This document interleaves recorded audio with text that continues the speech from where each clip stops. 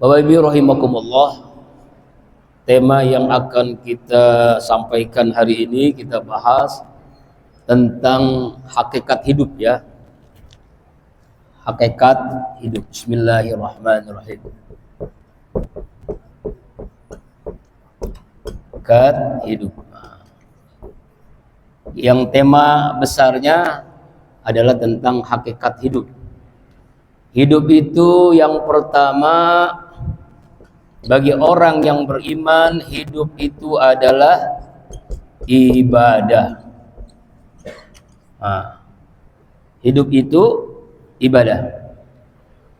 Ibadah dalam Islam itu ada mahdhah, ada ghair mahdhah.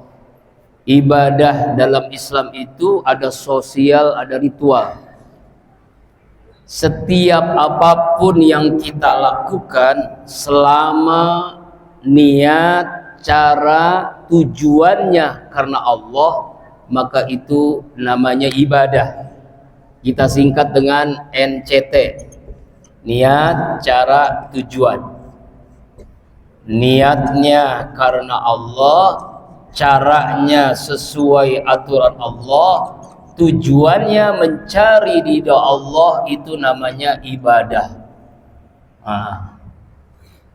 Jadi apapun yang kita lakukan dari bangun tidur sampai kita tidur kembali, itu namanya ibadah. Inilah indahnya Islam. Jadi jangan kita beranggapan ibadah itu sholat, puasa, zakat, zikir, baca Quran, haji, umrah. Iya, itu ibadah. Tapi dalam Islam itu seluruh apapun yang kita lakukan ya bernilai ibadah. Selama ya ini NCT, niat, cara, tujuan. Niatnya karena Allah. Innamal a'malu binniyat. Amal itu bergantung dengan niatnya. Berapa banyak perbuatan kita lihat secara zahirnya ibadah, tapi karena niatnya bukan karena Allah, tidak bernilai ibadah. Misalnya nih, kita ngaji subuh ini, niatnya bukan karena ibadah, karena ingin dapat sarapan pagi gratis ya misalnya. Nah itu nggak ada nilainya di hadapan Allah, Pak. Sholat karena mertua, karena orang tua, karena teman, karena tetangga, karena guru, itu di hadapan Allah bukan ibadah. Hanya fisiknya ibadah, tapi tidak bernilai di hadapan Allah. Berapa banyak perbuatan dunia bernilai ibadah karena bagusnya niat. Berapa banyak perbuatan akhirat tidak bernilai ibadah karena salahnya niat. Innamal a'malu binniyat wa innamal likulli imri'in ma nawa. Faman kanat hijratu ilallah war rasul fa hijratuhu ilallahi war rasul. Faman kanat hijratu lidunya yusibuha aw imra'atin yunkiha aw apa, hijrahnya itu tergantung apa yang kita niatkan. Hadis ini diungkapkan Rasulullah ketika sahabat dan Rasulullah hijrah dari Mekah ke Madinah. Ada yang benar-benar karena Allah, ada yang niatnya karena ingin dapat wanita Madinah yang cantik-cantik, ingin menikah dengan wanita Madinah. Ada yang niatnya bisnisnya supaya berkembang. Kalau di Mekah mandek karena embargo dari orang-orang kafir Quraisy, atau karena ingin kekayaan. Jadi Rasulullah mengingatkan, hijrah itu harus karena Allah. Innamal a'malu binniyat. Makanya pentingnya niat, jamaah rahimakumullah. Luruskan niat setiap apapun yang kita lakukan karena Allah. Karena itulah setiap kita selalu berjanji dalam sholat yang kita baca doa iftitah. Apa Bu? Inna sholati wa nusuki wa mahyaya wa mamati lillahi rabbil alamin. Sesungguhnya sholatku, ibadahku, hidupku, matiku karena Allah, mencari ridha Allah. Inilah pentingnya lurusnya niat. Jangan sampai salah niat. Ya Bu ya. Ya Pak ya, inilah pentingnya niat. Wa ma khalaqtul jinna wal insa illa liya'budun. Tidaklah aku ciptakan jin dan manusia kecuali untuk ibadah kepada Allah. Kita makan, kita minum, kita berpakaian, kita berumah tangga, kita bekerja, kita berjalan, kita berlari, kita naik kendaraan.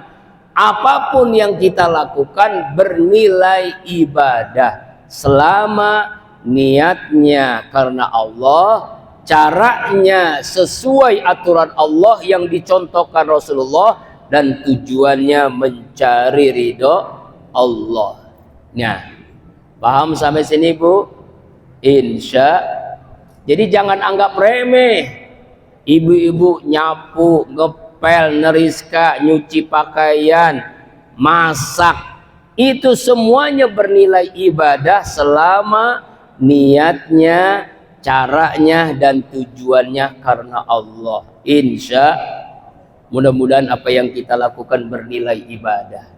Yang kedua, ribet juga nih gini ya. Yang kedua, hidup itu adalah ujian. Yang kedua, hakikat hidup itu adalah ujian. Selama kita hidup, selama kita diuji oleh Allah. Surah Al-Mulk ayat kedua. A'udzubillahi minasyaitonirrajim. Alladzi khalaqal mauta wal hayata liyabluwakum ayyukum ahsanu amala. Allah uji semua kalian siapa yang terbaik amalnya. Ya, siapa yang terbaik amalnya. Anak sekolah yang dulu kita juga pernah sekolah, ingin naik kelas, ingin meningkat tingkatannya, itu mengalami ujian. Anak SMP, anak sanawiyah, aliyah, pesantren, perguruan tinggi, kuliah pun mengalami ujian-ujian. Agar apa? Agar lulus mendapatkan nilai yang terbaik.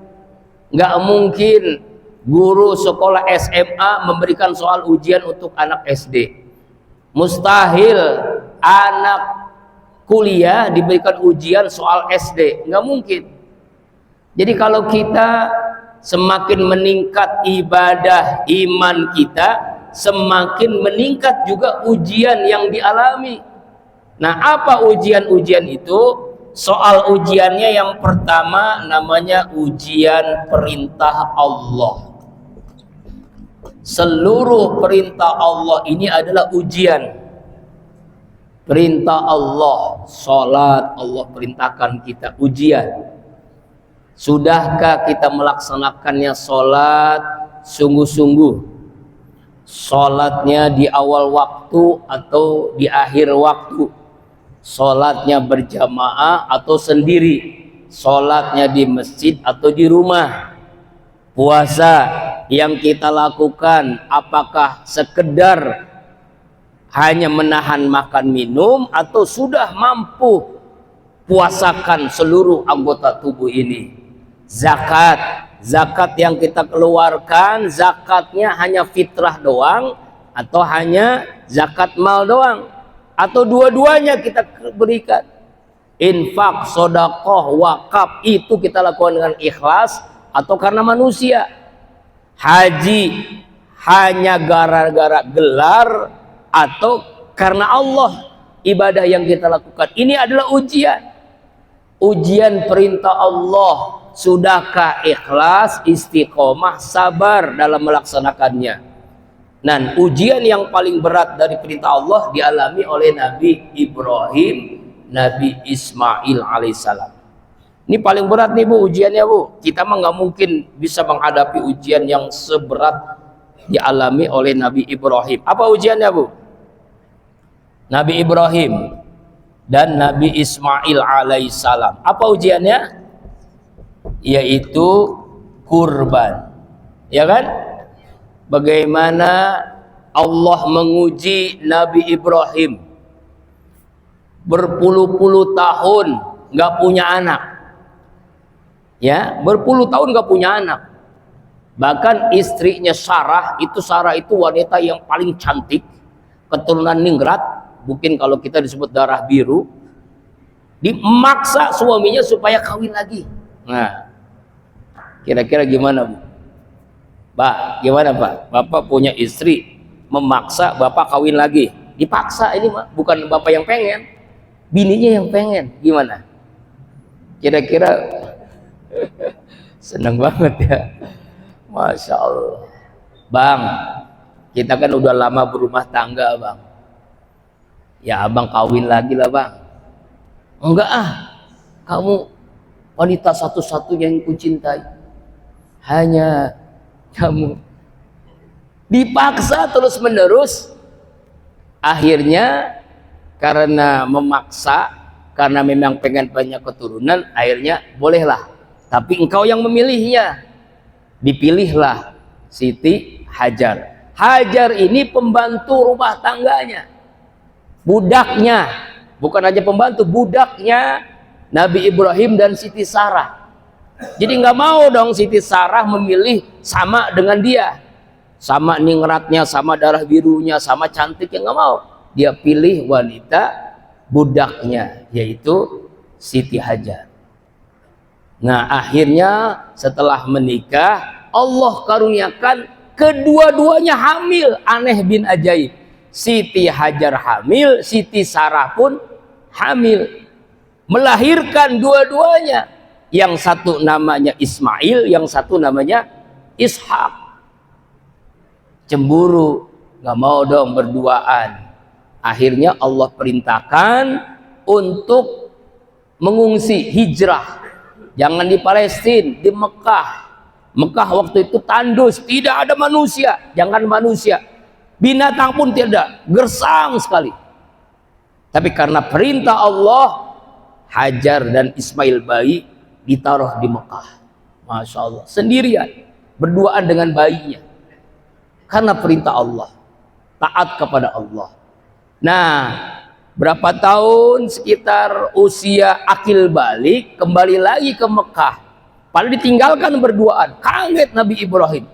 Yang terjadi beda. Dulunya gersang, sekarang ramai. Begitu banyak manusia. Dan Ismail kecil, ya. Kemudian Siti Hajar itu orang yang paling kaya. Karena dialah yang Allah karuniakan Zam-Zam, air Zam-Zam. Allah perintahkan itu Nabi Ibrahim setelah baru berapa hari bertemu untuk menyembelihnya. Allah Akbar. Karena dulu pernah ngomong, salah juga Ibrahim. Manusia ya. Nabi Ibrahim ini orang yang paling kaya, paling dermawan.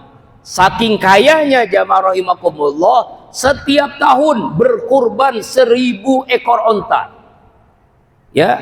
100 ekor onta, 1000 ekor kambing, 100 ekor sapi setiap tahun. Kagum masyarakat, hebat kau Ibrahim, setiap tahun kurbanmu banyak banget. Tapi Nabi Ibrahim ya namanya manusia terbesit. Manusia, jangankan binatang, kalau Allah perintahkan untuk menyembelih anak, saya akan laksanakan. Itu pernah ngomong begitu tuh. Makanya hati-hati, ditagih sama Allah dalam mimpi 3 kali perintah Allah untuk menyembelih Ismail. Taatnya kepada Allah mengalahkan cintanya kepada anak yang berapa tahun gak punya anak. Ismail juga begitu. Taatnya kepada Allah mengalahkan cintanya kepada diri sendiri. Inilah perintah yang terberat. Perintah yang dialami Nabi Ibrahim dan Nabi Ismail alaihissalam. Tapi semuanya lulus dari ujian perintah Allah subhanahu wa ta'ala. Kira-kira nih kita diuji oleh Allah nih. Dingin, hujan, lebat. Ya, kemudian subuh-subuh. Kita mandi atau enggak? Kita ke masjid atau enggak? Ini ujian nih Pak.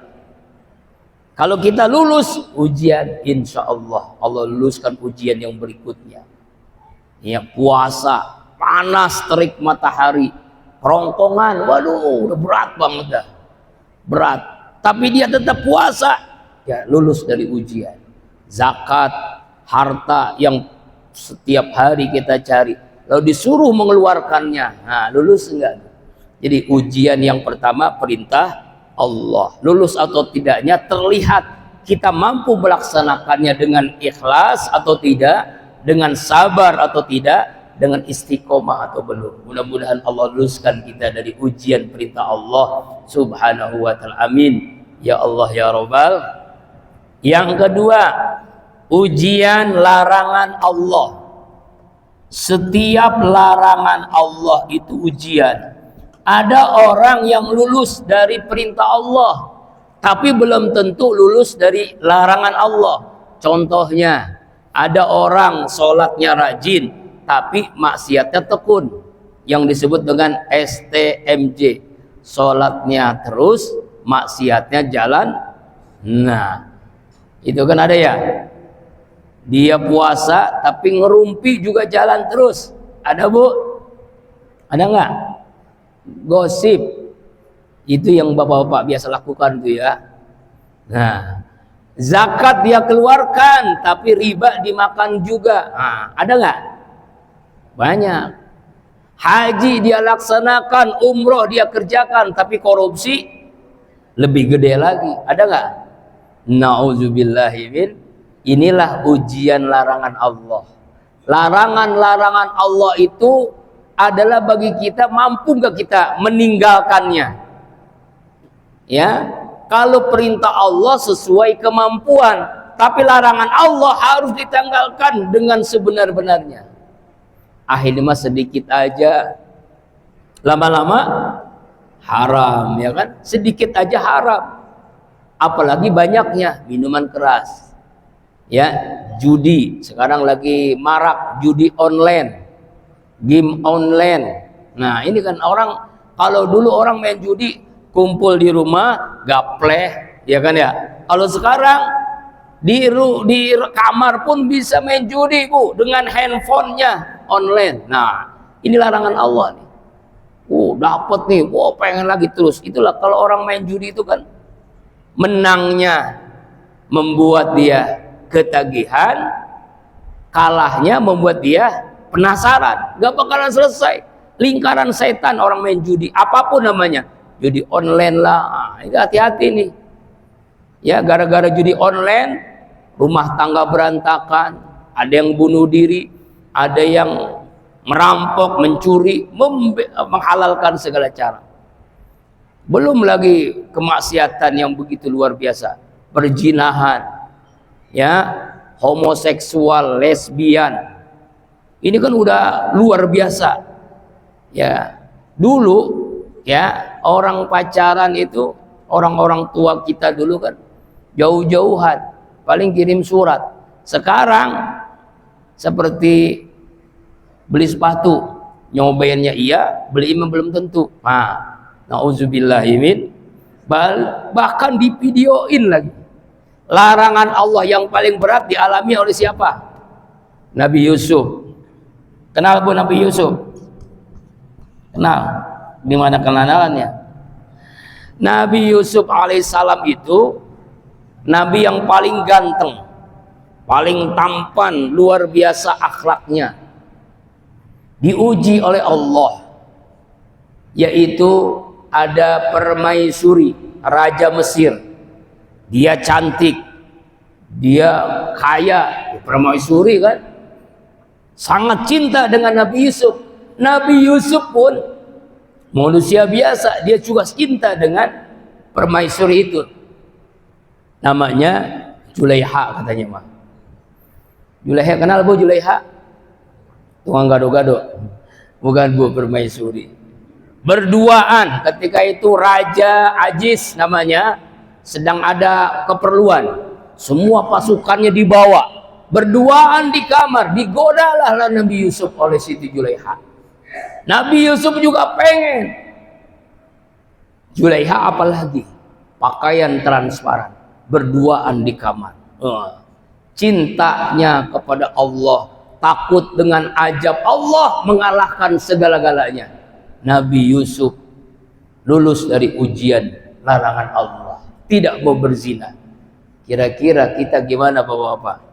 Berduaan dengan wanita cantik, kaya, hebat, ya, diajak kita di kamar, kira-kira diapain tuh? Aduh, jangankan Bapak, Ustadz juga. Nah, inilah ujian iman, ujian larangan Allah. Ini yang paling berat nih. Biasanya kalau perintah itu kita lulus dah insya Allah. Tapi kalau larangan Allah, ini yang paling berat. Inilah ujian. Ujian larangan Allah.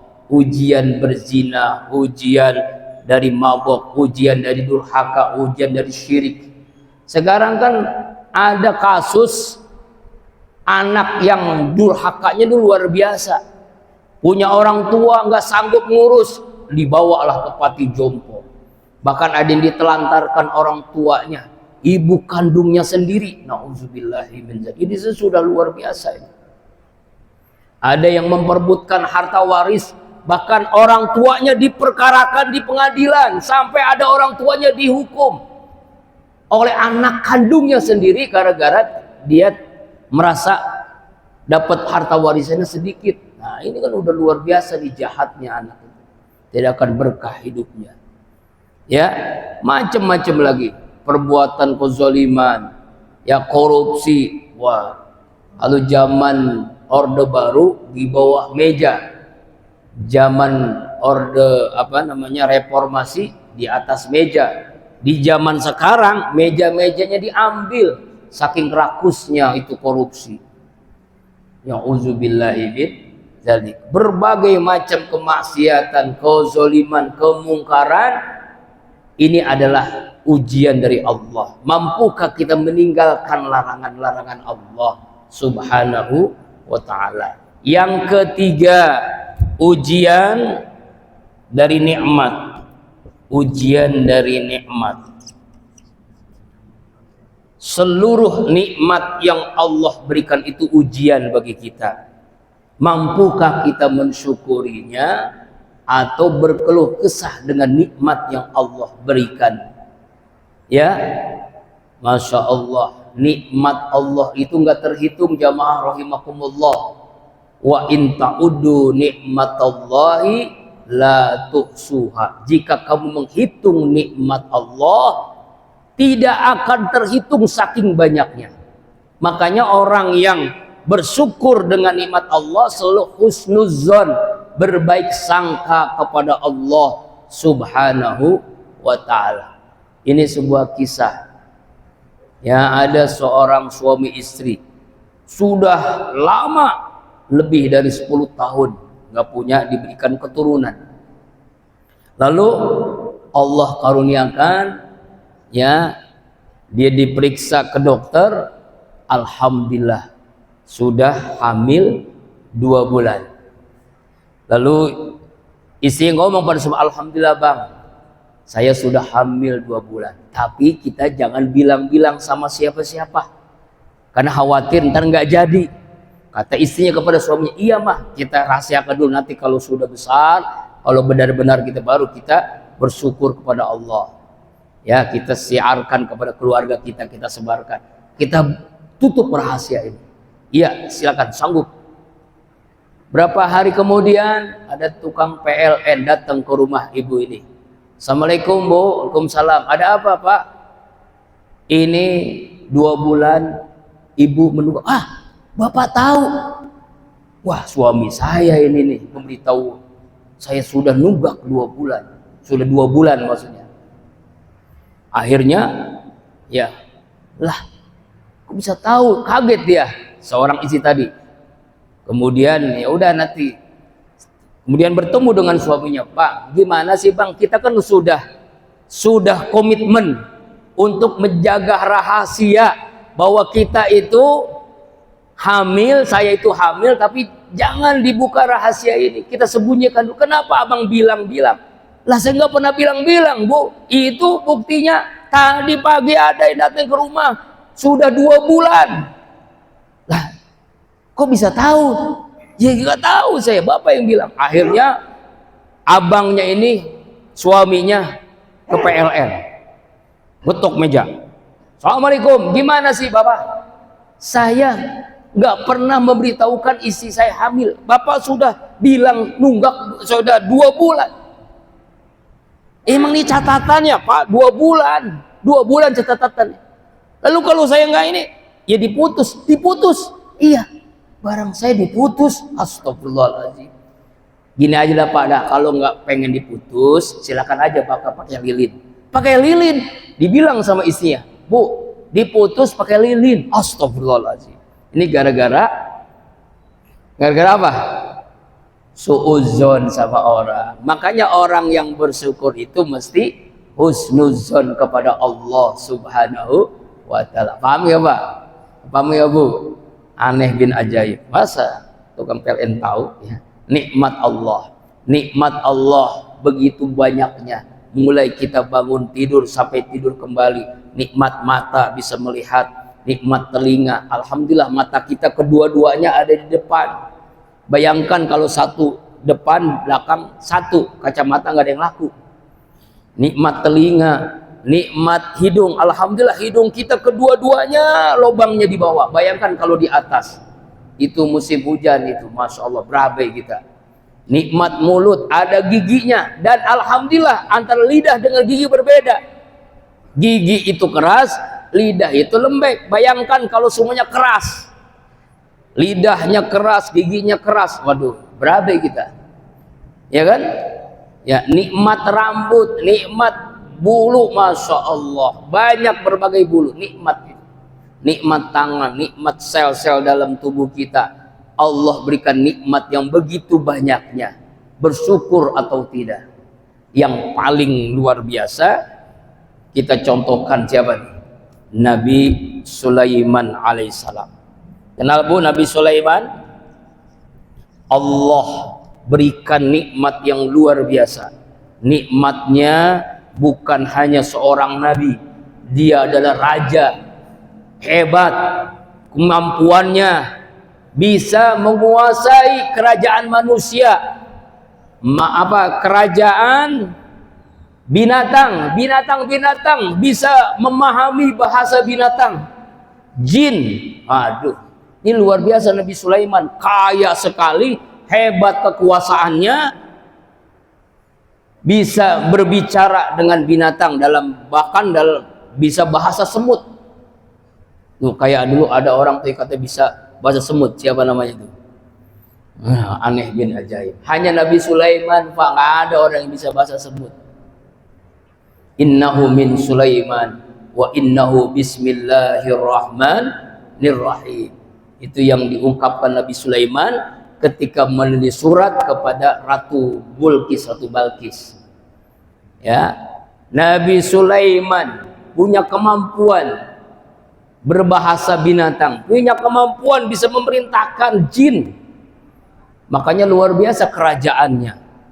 Inilah yang menurut orang-orang Israel ada di bawah Masjidil Aqsa, kerajaan Nabi Sulaiman. Makanya dia ingin menguasai Palestina itu dan ingin menghancurkan Masjid Al-Aqsa karena di bawahnya itu ada kerajaan Nabi Sulaiman. Wallahu a'lam.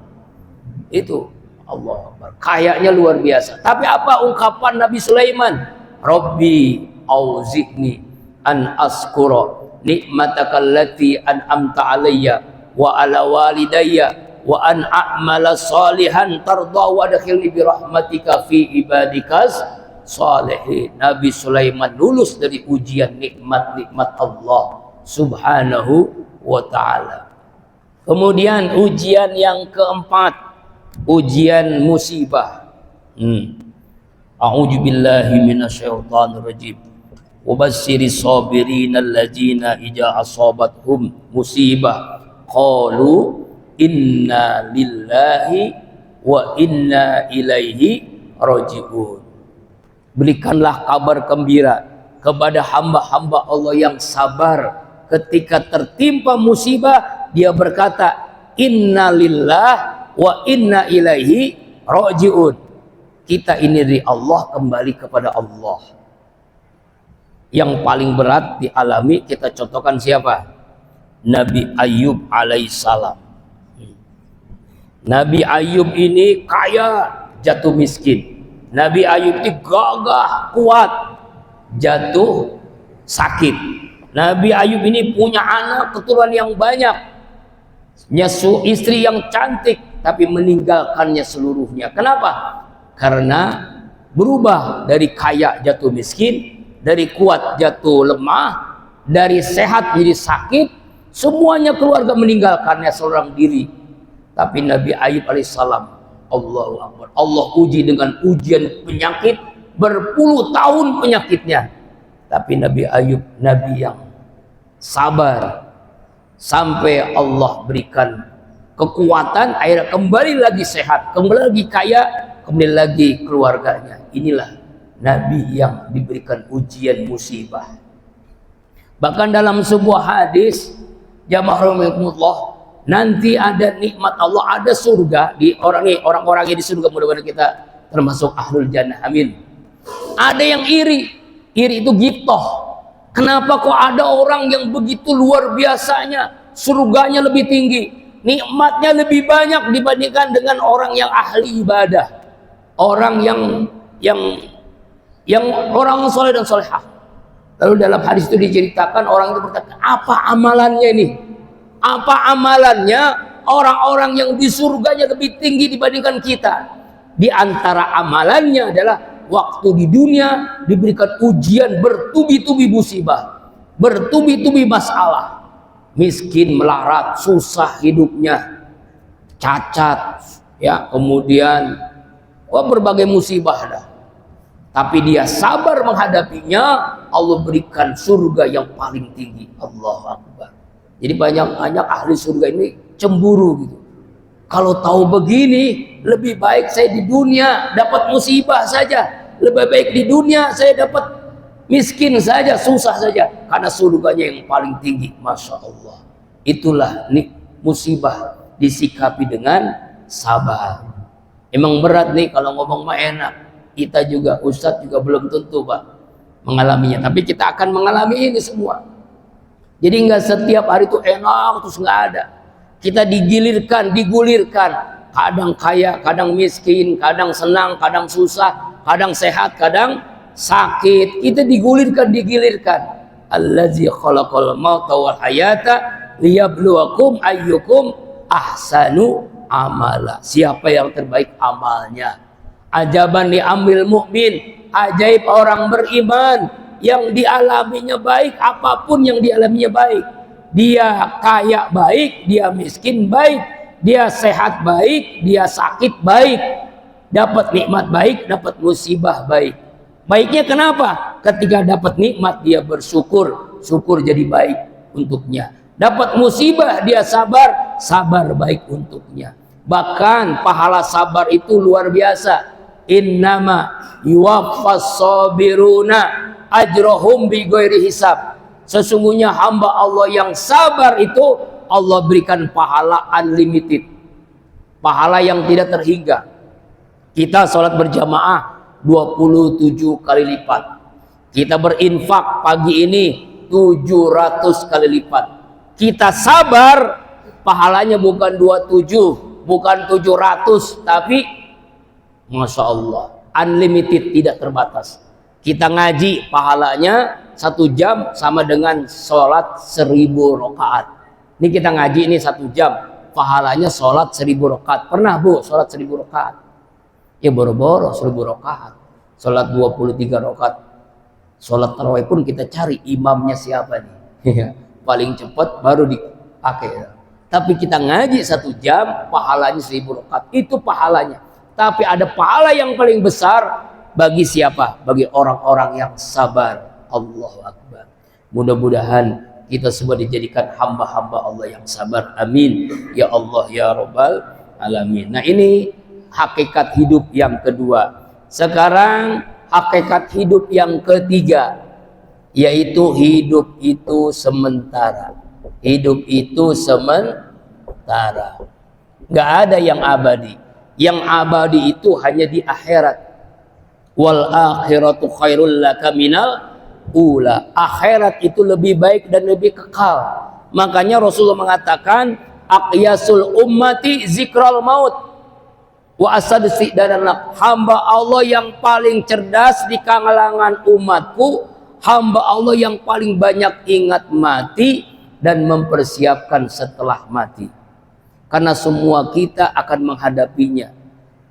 Dunia itu tempat meninggal, akhirat tempat tinggal. Dunia sementara, akhirat selama-lamanya. Jadi kita jangan terjebak oleh keenakan sesaat, tapi menderita berkepanjangan. Kita menderita di dunia hanya sesaat, tapi kalau di akhirat selama-lamanya, ya kan? Makanya pentingnya kita istiqomah. Jangan sampai kita terjebak. Ini kan kadang-kadang kita ini lupa akhirat. Kenapa orang maksiat? Karena lupa akhirat. Karena lupa dengan alam kubur, lupa dengan alam barzah. Nah, kalau rentetan kita nih, kita ini hidup kan nih begini ya. Pertama kita hidup di alam ruh. Setelah alam ruh, alam rahim. Setelah alam rahim, alam dunia. Setelah alam dunia, kita masuk ke alam barzah. Alam barzah, alam kubur. Setelah itu dibangkitkan, kiamat, yaitu di padang mahsyar. Setelah padang mahsyar, terus ini mengalami berikutnya apa?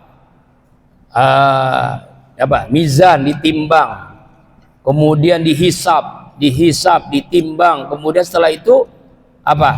Siratal mustaqim. Jadi yang kita alami ini baru 3 alam nih, baru alam yang ketiga, jamaah rahimakumullah. Kita baru mengalami alam yang ketiga. Habis ini kita semuanya di alam barzah. Siapapun kita akan hidup di alam barzah. Mungkin ya ini muhasabah 100 tahun. Sekarang tahun berapa nih? 2025. Nah, kita koreksi diri nih. Sekarang tahun 2025. Tahun 2125 kira-kira Riyadhus Shalihin ini siapa? Kita kira masih ada nggak Bapak nih? Masih ada nggak Pak? 2125. Anak kita ada nggak? Belum tentu juga. Cucu kita paling kan? Yaitu kita semua akan menghadapi sakaratul maut, masuk ke galian 2 meter, semua kita ke alam barzah. Berapa lama di alam barzah? Wallahu alam, hanya Allah yang tahu. Sampai menunggu kiamat. Kalau kiamatnya misalnya saja nih, kiamat tahun 10.000 misalnya, kan hanya Allah yang tahu. Nabi saja ditanya kapan terjadi kiamat, yang ditanya lebih tidak tahu daripada yang bertanya. Malaikat Jibril nggak tahu, hanya Allah yang tahu. Misalnya tahun 10.000 kiamat, berarti 8.000 tahun kita ada di alam barzah. Ngapain di alam barzah tuh? Ayo ngapain? Kita menunggu, ada yang dapat raudhah min riyadil jannah, ada yang mendapat hufrah min hufratin niran. Menunggunya lama. Masya Allah. Inilah kita nih. Hidup ini sementara. Kita nanti akan hidup panjang tanpa akhir. Ya, jangan terjebak oleh keenakan sementara, tapi menderita berkepanjangan. Jadi orang yang paling pinter itu bukan orang yang paling banyak gelarnya, bukan orang yang paling banyak duitnya, hartanya, bukan orang yang paling tinggi jabatannya, bukan orang yang paling banyak buku kitabnya, tapi orang yang paling cerdas adalah orang yang paling banyak ingat mati dan mempersiapkan hidup setelah mati. Itulah perlu bekal. Mudah-mudahan ini baru 3 ya, masih banyak hakikat hidup yang berikutnya. Nanti insyaallah kita akan jelaskan bulan depan hakikat hidup. Pertama, hidup ini adalah ibadah. Yang kedua, hidup adalah ujian. Yang ketiga, hidup adalah sementara. Mudah-mudahan Allah berikan kepada kita lulus dari ujian hidup dan kita sadar bahwa hidup sementara, sehingga kita terus ya semangat untuk ibadah, semangat memperbaiki diri. Mari kita hari dengan doa, mudah-mudahan apa yang kita sampaikan menjadi ilmu manfaat buat kita semua. Al-Fatihah. A'udzu billahi minasyaitonir rajim. Bismillahirrahmanirrahim. Alhamdulillahi rabbil alamin. Arrahmanir rahim. Maliki yaumiddin. Iyyaka na'budu wa iyyaka nasta'in. Shiratal mustaqim. Shiratal ladzina an'amta 'alaihim ghairil maghdubi 'alaihim waladdallin. Amin. Jamaah rahimakumullah, setelah ini silakan sholat syuruk dan sarapan pagi. Mohon maaf, setelah syuruk saya langsung berangkat karena ngejar acara jam 7 harus sampai di lokasi. Ya, jadi mohon maaf. Ya, kalau ada bungkus saja. Maaf, bercanda Pak Haji. Astagfirullahaladzim, astagfirullahaladzim. Allahumma sholli ala sayyidina Muhammadin fil awwalin, sallim ala sayyidina Muhammadin fil akhirin. Ya Allah, kulli sahabat Rasulullah ajma'in. A'udzu billahi minasyaitonir rajim. Bismillahirrahmanirrahim. Alhamdulillahi rabbil alamin. Hamdan na'imin, hamdan syakirin, hamdan ni'ama yukafi mazidah. Ya Rabbana lakal hamdu kama yanbaghi li jalalikal karim wa 'azimi sultanik. Allahumma shalli ala sayyidina Muhammad wa ala ali sayyidina Muhammad. Ya Allah ya Rabbana, ampunilah seluruh dosa-dosa kami ya Allah, dari akil balik hingga saat ini sampai kami wafat.